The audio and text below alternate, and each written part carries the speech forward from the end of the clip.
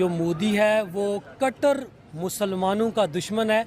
अल्लाह रब्बे जुल जलाल ने हमें बहुत बड़ी फतह नसीब की है दुश्मन के अपने अंदर ही खुद बम फोड़ के या छोटे छोटे मिसाइल चला के वो पाकिस्तान को नाम बदनाम कर आया कि अभी पाकिस्तान ने कुछ भी नहीं किया।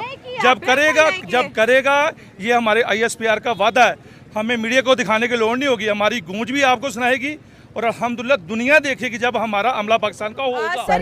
पाकिस्तान ने जिस तरीके से घुसकर इंडिया के अंदर एयर बेसिस को निशाना बनाया, दुश्मन ने घुटने टेक दिए हैं, भारत ने हथियार डाल दिए हैं। सपनों की कोई दुनिया होती तो क्या वो पाकिस्तान के ख्वाबों जैसी इंडिया बार बार कहता है उधर परेशानी का आलम घटा परेशानी थी आइसक्रीम खाना है सानू काहदी टेंशन है।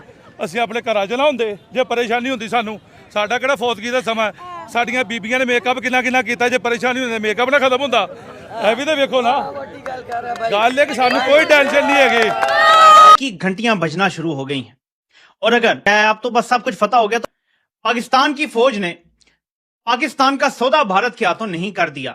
अगर पाकिस्तान की फौज ने हमें भारत की तफेली रियासत बनाने का फैसला नहीं कर लिया और वादे नहीं कर लिए, क्योंकि ये सिर्फ हुकूमत के करने का काम नहीं है जो अब किया गया है।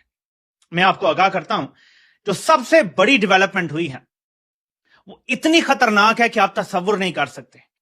उसकी बुनियाद पे कि मैं लिटरली आपको बता रहा हूं हमारे एटमी प्रोग्राम पे आलमी पाबंदियां लग सकती हैं, लेकिन कुछ ऐसा कंसेशन लिया जा सकता है कि जिसकी कीमत पूरी कौम भी चुका ना सके। हम उस तरफ जा रहे हैं और ये हमारे जर्नैलों के कारनामे हैं।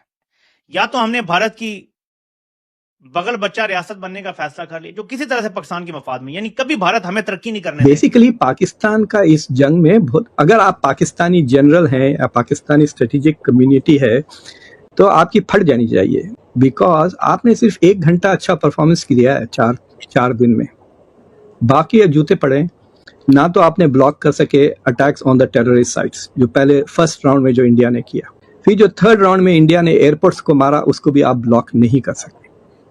आपके जितने भी अटैक्स हुए ऑन इंडियन इंफ्रास्ट्रक्चर वो सारे इंडिया ने ब्लॉक कर लिए। So Pakistan didn't do well in this battle. I think it should be a source of great worry. Chinese technology हो या किसी भी आप अपने एयरपोर्ट्स नहीं प्रोटेक्ट कर सके।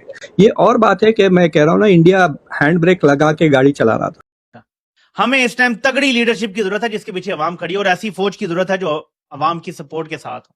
इस टाइम फौज का मुराल अपने लोएस्ट लेवल पर है क्योंकि उनकी अपनी पॉलिसीज गलत रही हैं, उनकी लीडरशिप की पॉलिसीज गलत रही हैं, अवाम से बहुत ज्यादा दूरी हो गई है, नफरत में बदल गई है।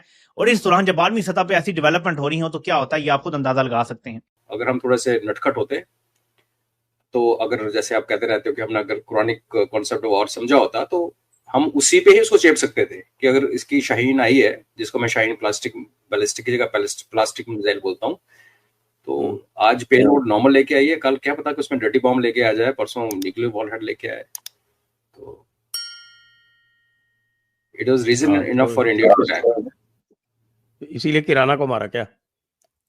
किराना को मारा सर, और मुझे लग रहा है सर कि ये जो हाय दुहाई मची उसके बाद कि ट्रंप ने मुंह खोल दिया, उसने सारा गेम ही खराब कर दी, ढंग से बिहेव करता तो सेटल होता। आई थिंक ये पार्ट ऑफ डील है कि जो बचे हुए न्यूक्स है ना सर वो पाकिस्तान से निकाल दिए जाएंगे।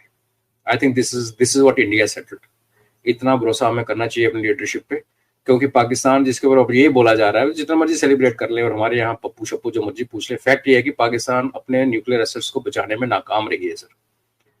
और जो देश अपने न्यूक्लियर एसेट को नहीं बचा सकता और जिस देश के अंदर ऐसे जिहादी तंजीमें एग्जिस्ट करती हैं जो आर्मी चीफ से भी ऊपर है, वो जो 2 हफीज सईद और मसूद अजहर, तो एक लेजिटिमेट रीजन बनता है कि इनके